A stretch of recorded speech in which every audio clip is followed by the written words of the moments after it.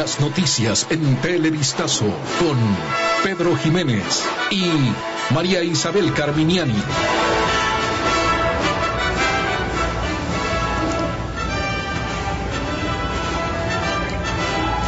Buenas noches, amigos televidentes. Hay incertidumbre en Venezuela 4 horas después del cierre de esta crucial jornada de elecciones y aún no se conoce quién será el próximo presidente de ese país. Así es, Pedro, amigos, buenas noches. Estamos a la espera de cualquier novedad desde el Consejo Nacional Electoral y el anuncio de quién ganó en estos comicios, si el candidato presidente Nicolás Maduro o el líder de la oposición Enrique Capriles. Jacqueline Rodas y Lenny Gartieda, nuestros compañeros de trabajo, nuestros enviados especiales a Caracas, nos tienen ahora más información en directo desde Venezuela. Adelante.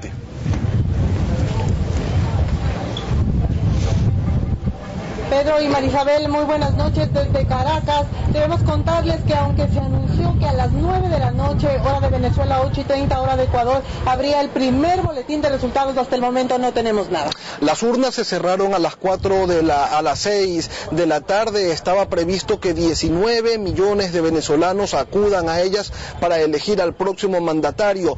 En la elección del 7 de octubre del 2012, a esta hora ya se los había anunciado y se había dado como ganador a Hugo Chávez Frías sobre Enrique Capriles Radonsky. Además debemos tomar en cuenta que el sistema informático de elecciones en Venezuela ha sido catalogado como uno de los mejores de Latinoamérica. Sin embargo, han pasado ya 4 horas y no se dan los resultados. Todo el mundo está a la expectativa, muchísimos medios del mundo en el Consejo Nacional Electoral esperando la lectura de este primer boletín. La jornada transcurrió con una normalidad, se vivió un ambiente festivo, los venezolanos acudieron masivamente a votar. Ya se conocerá cuál fue el porcentaje de asistencia en este país donde no es obligatorio acudir a sufragar, pero sucedieron también desórdenes que se los reportamos en el siguiente informe. La jornada electoral comenzó a las 6 de la mañana con algunos retrasos en la apertura de las mesas de votación, como suele ser habitual en este tipo de procesos. A mitad de la jornada, la presidenta del Consejo Nacional Electoral, Tibisay Lucena, destacó la calma con la que se ha realizado el proceso, salvo pequeños incidentes como la destrucción de algunas papeletas. Para el momento en que ya estén cerradas las mesas electorales, deben estar con la mayor tranquilidad y la mayor calma esperando los resultados electorales. El jefe del Plan Militar del Apoyo Electoral, general Wilmer Barrientos, aseguró hoy que la votación se desarrollaba en normalidad. Hemos observado que hay un ambiente de alegría, de armonía y una muy buena concurrencia del pueblo a los centros de votación. Por su parte, Carlos Álvarez, jefe de la misión de observadores de la UNASUR, destacó la cercanía de los votantes con el voto electrónico. Y entonces lo que vemos que no hay tantas colas en los lugares de votación como vimos el 7 de octubre. Sin embargo, medios de la prensa informaron que la concurrencia a los colegios electorales durante las primeras horas ha sido inferior a la de los comicios del 7 de octubre, cuando Chávez derrotó al líder opositor Enrique Capriles. Y a las 2:10 de la tarde el candidato oficialista Nicolás Maduro acudió a las urnas para votar. Lo hizo en compañía de su esposa, también de algunos funcionarios del gobierno, y también lo acompañaron familiares del ex presidente, el fallecido presidente de Venezuela, Hugo Chávez. Luego de votar, esto fue lo que dijo. Pero además tenemos un sistema electoral perfecto. Quien gane, que gane. Yo lo voy a decir aquí otra vez. Tenemos un sistema electoral perfecto. Yo no me voy a quejar. Si llegara a perder por un voto, pierdo. Pero si gano por un voto, gano. Y voy a ser presidente de esta república. Por los próximos 6 años. A nombre de mi comandante Chávez. Que nadie se equivoque.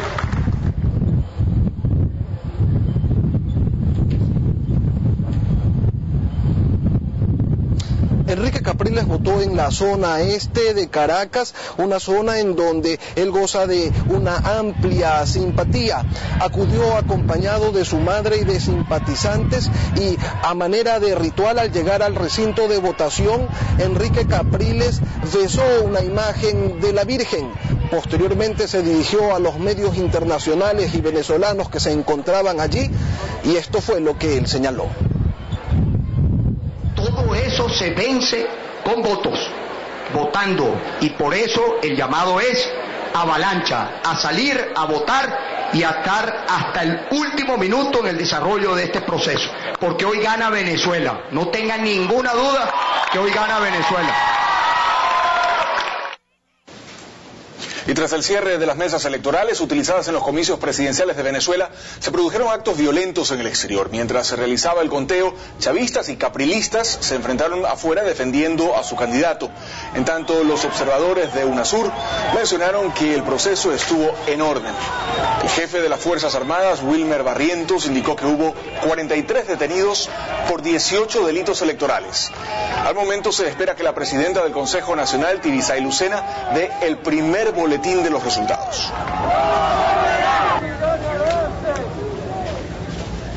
Y mientras esperan los resultados electorales, los comandos de campaña de Nicolás Maduro y Enrique Capriles se comprometieron a respetar la voluntad del pueblo venezolano, pero las redes sociales han servido de plataforma para los chavistas y opositores. Veamos. El jefe de comando de campaña de Nicolás Maduro, Jorge Rodríguez, ofreció una rueda de prensa en la que, sin conocer los resultados, pidió respaldo a su candidato. Los convocamos al Palacio de Miraflores a encontrarse con el presidente Nicolás Maduro. Ramón Aveledo, secretario ejecutivo de la Mesa de la Unidad, respondió a las declaraciones del chavista.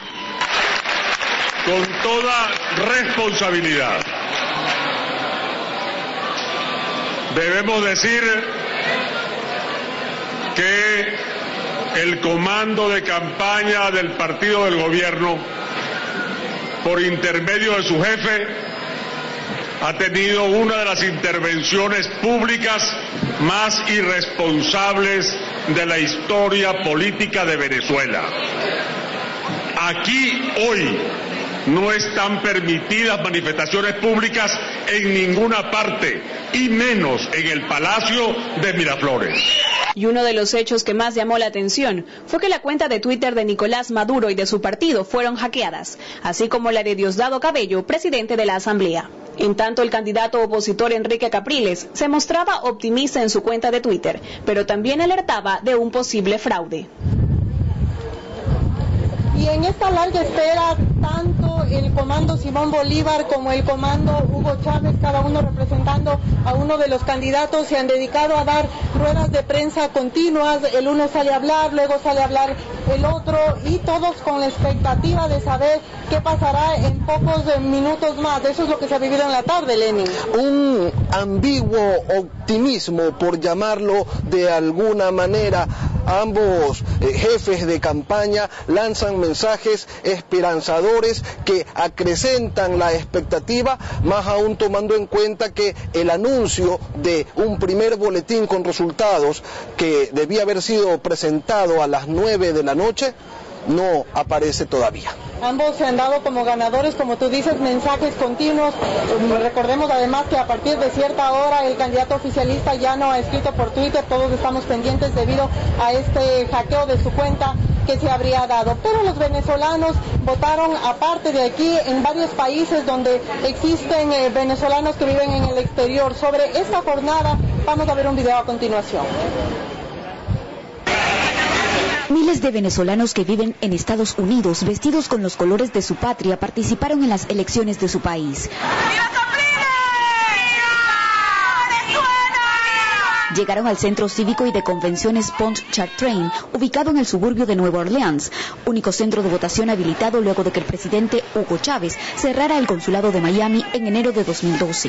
Hay casi 19 millones de votantes registrados en Venezuela y alrededor de 38.000 electores venezolanos en los Estados Unidos.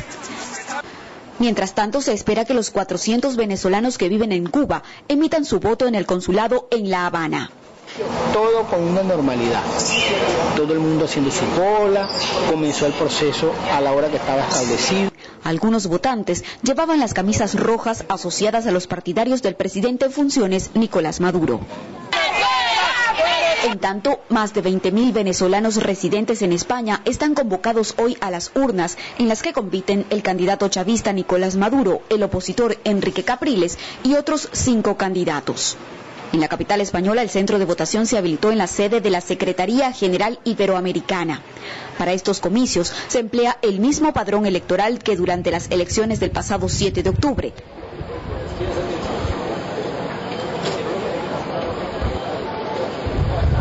Debemos contarles ahora que desde este lugar estratégico en el que está nuestro punto de transmisión, aquí en Caracas, escuchamos cacerolazos, Lenin.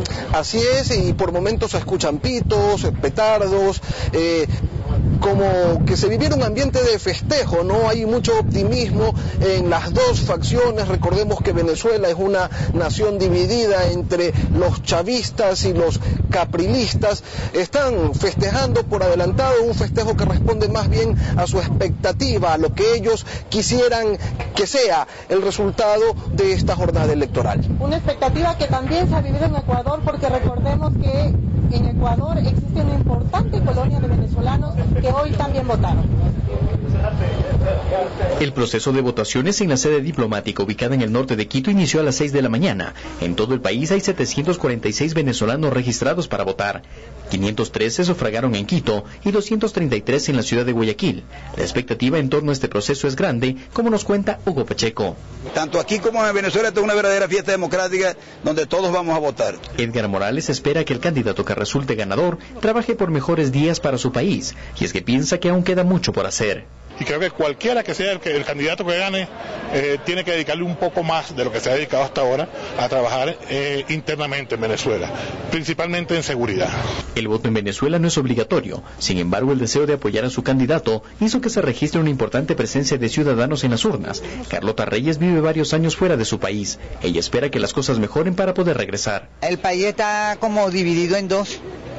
Entonces nosotros lo que más queremos es la unión de Venezuela. El sufragio culminó a las 18 horas. Durante el proceso, tanto la Policía Nacional como representantes de las Fuerzas Armadas de Venezuela vigilaron que las elecciones se desarrollen con normalidad.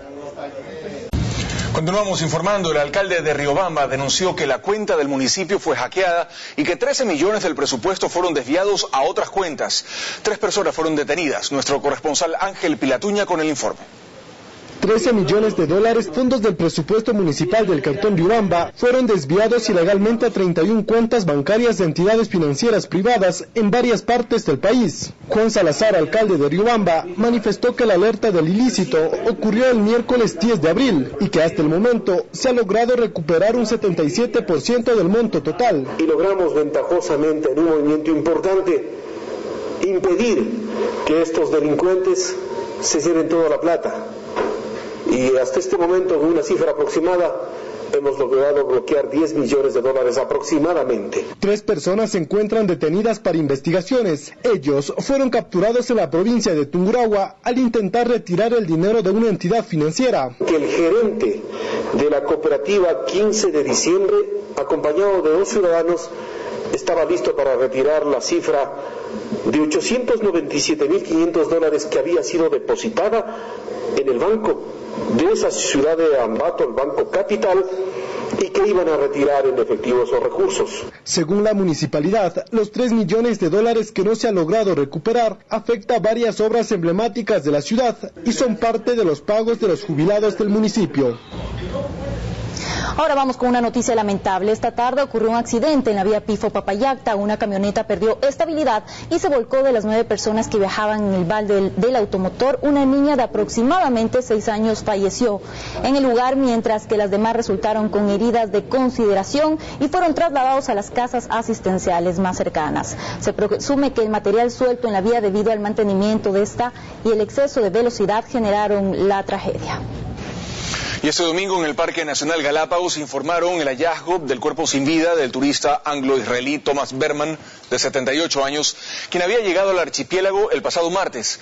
Su cuerpo fue localizado a 118 metros de un sendero que conduce al punto turístico denominado Las Grietas, y aún se desconocen las causas de su muerte.